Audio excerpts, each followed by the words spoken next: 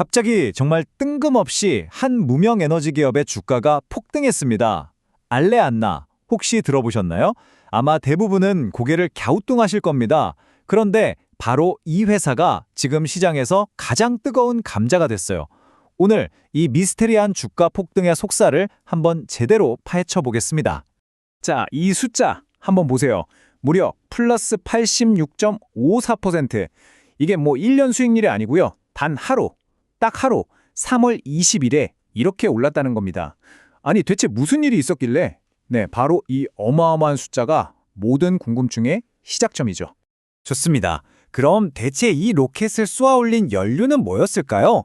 이 폭발적인 상승 뒤에는 과연 어떤 이야기들이 숨어 있는지 지금부터 하나하나 추적해 보겠습니다.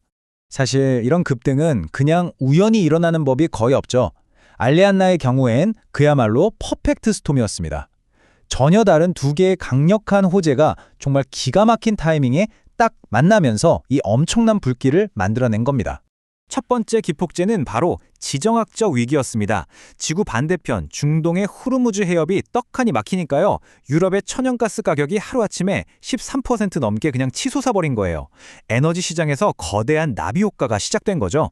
바로 이 지점에서 이탈리아에 딱 자리 잡고 있던 알레안나가 갑자기 주인공으로 떠오르게 됩니다.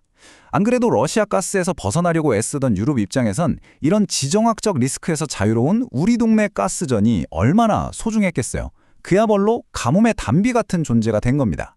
그런데요, 이런 외부 호재가 전부가 아니었어요. 두 번째 로켓 엔진은 회사 내부에서 점화됐습니다. 바로 보유 매장량에 대한 정말 엄청난 발표가 있었거든요. 핵심은 이거예요.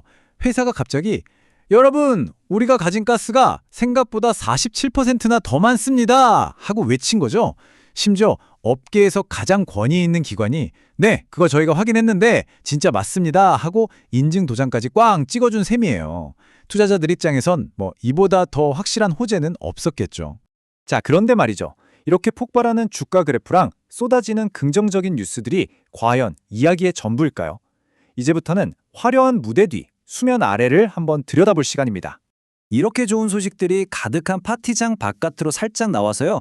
이 회사의 재무제표, 그러니까 살림살이를 한번 들여다보면 분위기가 사뭇 다릅니다. 상황이 훨씬 더 복잡하다는 걸 알 수 있죠.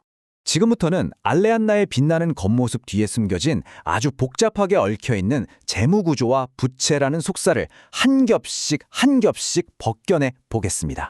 알레안나를 제대로 파악하려면요. 먼저 업시 구조라는 좀 생소한 개념부터 알아야 해요.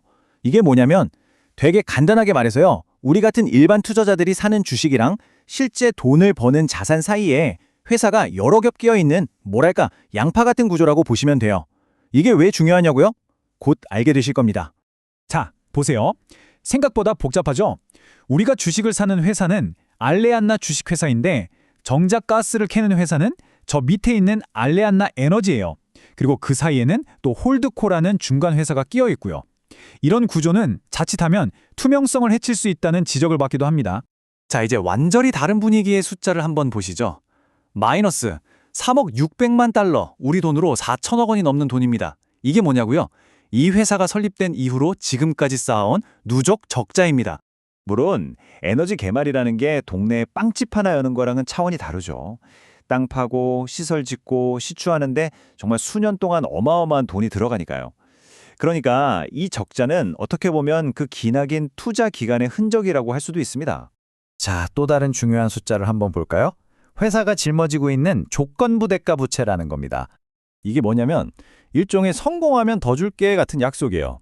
만약 이 가스전에서 가스가 팡팡 터져서 돈을 많이 벌면 원래 주인한테 추가로 돈을 더 줘야 한다는 계약이죠. 다시 말해 미래에 언제 터질지 모르는 잠재적인 빚이라고 할 수 있습니다. 자, 이제 투자자들이라면 누구나 촉각을 곤두세우는 부분이죠. 바로 내부자들의 움직임입니다. 과연 그들은 뭘 하고 있었을까요? 120만 달러, 우리 돈으로 약 16억 원. 이게 지난 석 달 동안 회사 내부자들이 내다판 주식의 총액입니다. 그런데 더 놀라운 건 뭔지 아세요? 같은 기간에 이 내부자들이 사들인 주식은 단 한 주도 제로였습니다. 그리고 이 매도 시점이 아주 절묘합니다. 그냥 아무 때나 판 게 아니에요. 주가가 폭등하기 바로 직전, 그리고 폭등한 바로 그 직후, 딱 그 골든타임에 맞춰서 집중적으로 물량을 쏟아냈다는 거죠. 자, 그럼 이 내부자 매도를 어떻게 가야 할까요? 해석은 딱 두 가지로 갈릴 수 있어요.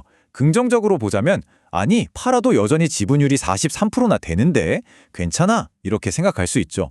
반면에 좀 삐딱하게 보면, 회사를 가장 잘하는 사람들이 왜 하필 주가가 제일 높을 때 팔았을까? 이거 고점 신호 아니야? 하는 합리적인 의심만 할 수밖에 없어요.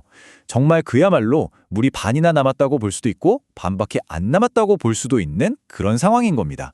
자, 이제 우리가 지금까지 모은 퍼즐 조각들을 한번 다 맞춰 보겠습니다.